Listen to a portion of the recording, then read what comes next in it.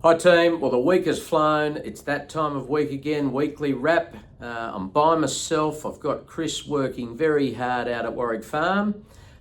He's been there all week inspecting yearlings.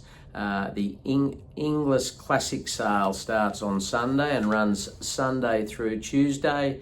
So it flies at this time of year. It felt like only yesterday we were up on the Gold Coast. So back at it again and looking forward to another exciting couple of days, and hopefully we pick up some more excellent yearlings. So good on you, Chris. Get the job done there, and I'll try to get it done here.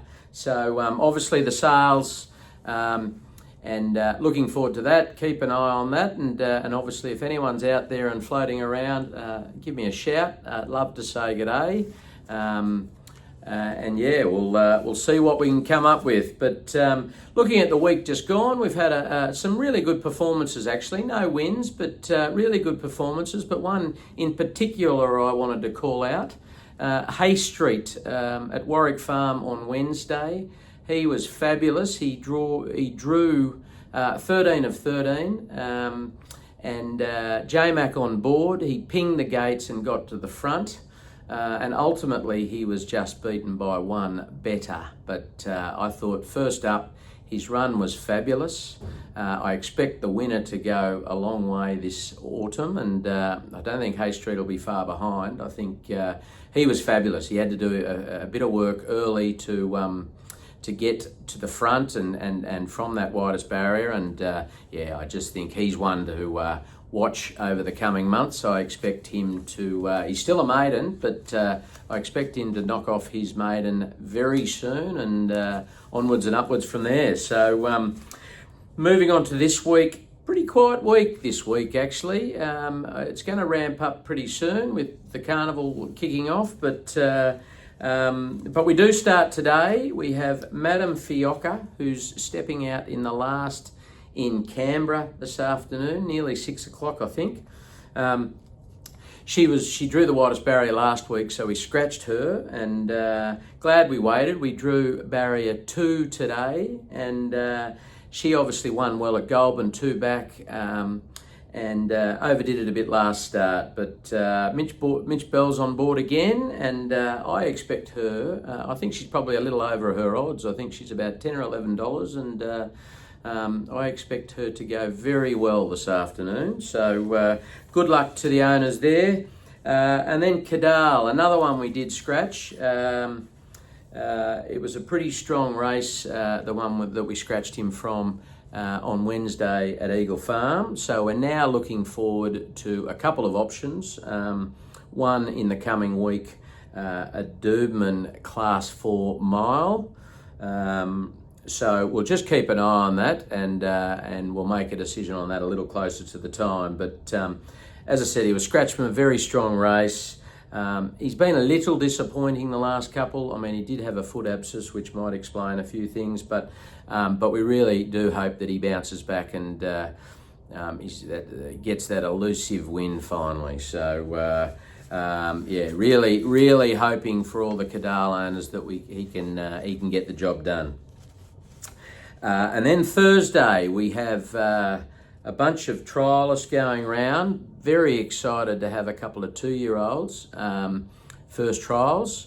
They're both coming off a Warwick Farm jump out, an official jump out last week, where they were both excellent, and they've both come through it well. So we've got Hellenic Bell, Hellbent filly from last year's June Magic's sales, so she's proving to be quite forward. She's in the Archibald stable, and she showed fabulous speed after a tardy start in the jump out. Fabulous speed, so really excited to see how she goes in her first official trial at Rosehill.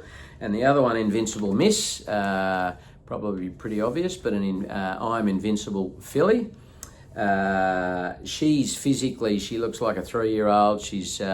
She's ready to go physically, but she's just still, like the Vinny fillies do, just catching up a little bit mentally. But again, she was not asked much in that jump out, and was was pretty strong and relaxed throughout. So looking forward to getting her to her first official trial too. Then we've got Savai, our ladies only horse. He's having his second trial of the preparation. He's one that will take a little bit of time to come to hand. He'll be better for that first up trial, and he'll be asked a little more on Thursday, and then hopefully ready to go back to the races and continue his unbeaten streak, 3 from 3. So looking forward to seeing, and I know there's some pretty excited women who are a part of this syndicate, and looking forward to getting him back to the races. So that's it. As I said, it's a quiet week. So for those that tell me this segment's too long, I'm trying to keep it shorter for you this week. Red Hot Tip Time. Now, this is, at the moment, my favourite part of the week. I continued my winning ways. I had Midnight Storm, who won at $5. So I was pretty happy with myself. Chris, after plenty of weeks off, probably should have had last week off. He was awful. And the curse of the celebrity tipster. I haven't heard from Ian this week. So Ian, if you get this far in the weekly wrap, you know how I feel about you. So I thought you were a decent chance, but wasn't to be. And let's see if you want to have another crack. So my tips for the week. Hopefully I can keep things going. I'm starting Randwick, race 7, the English Millennium for 2-year-olds, the rich English race for 2-year-olds. I'm on the Queenslander, number 5, Star of Jamaica, paying $10. Then we move to race 8, the Eskimo Prince. And there is the highly fancied Tempted, who's, I think he's paying about $1.80 at the moment. But I like number 5, Woden, the Wootton Bassett colt that I'm hoping this might be his preparation. He's paying $6, so I'm going for a bit of an upset there. Then in race 10, the Benchmark 94, the last race of the day, I'm on number 5, Nervous Witness, paying $4.50. It's a horse that was killing it in Hong Kong. Back here with the Hayes boys and J-Mac on board. So he had a blinder last week, J-Mac getting 5. So I'm going to stick with him on that horseback from Hong Kong. And then moving down to Caulfield, I've got one more in race 5, the Autumn Stakes.